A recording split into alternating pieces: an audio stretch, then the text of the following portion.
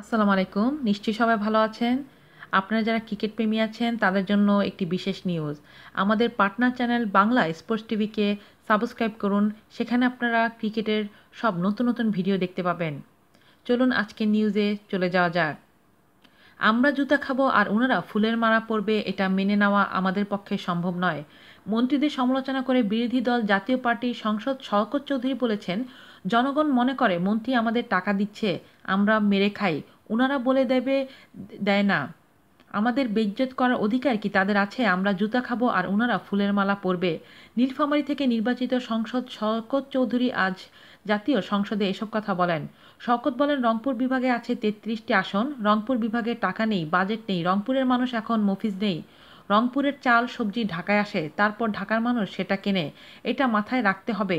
Budget বরাদ্দের সুষম বন্টন হয় না অভিযোগ করে শওকত বলেন, এত টাকার বাজেটে এত ভালো কাজ হচ্ছে না, কিছু মেগা প্রজেক্ট হচ্ছে, কিন্তু সারা দেশে সুষমভাবে বাজেটের অর্থ ব্যয় হয় না। রংপুর বিভাগে বড় কোনো প্রকল্প নেই।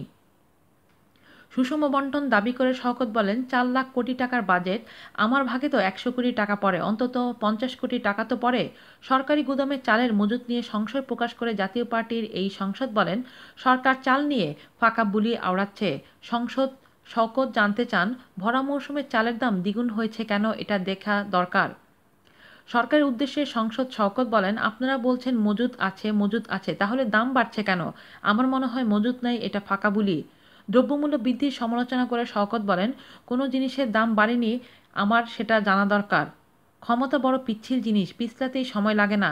সামনে নির্বাচনে ঢাকায় ১৮টি আসনের একটিও আওয়ামী লীগ পাবে কিনা তা নিয়ে সংশয় প্রকাশ করে বিরোধী দলের এই সাংসদ বলেন, চাউল নিত্য প্রয়োজনীয় দ্রব্যের দাম কমানোর চেষ্টা করেন, ফাঁকা বুলি মাইরেন না, বহুত ফাঁকা বুলি মারছেন। বক্তব্য সরকারের সমালোচনার এক পর্যায়ে জাতীয় পার্টির এই সাংসদ বলেন, মানুষকে শান্তিতে থাকতে দিতে হবে। ঢাকা শহরের ৯০% লোক সরকারের বিপক্ষে চলে গেছে। আজ এ পর্যন্তই, ভালো থাকবেন। আল্লাহ হাফেজ।